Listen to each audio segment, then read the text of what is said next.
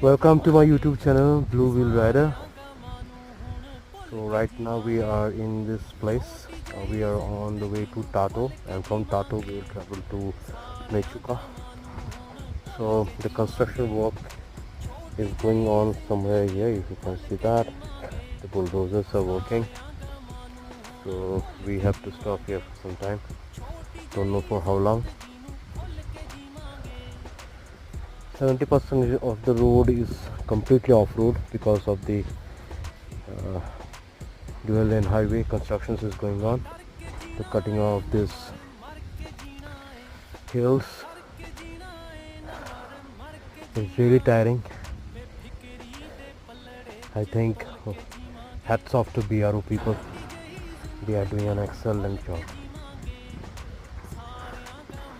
All the best.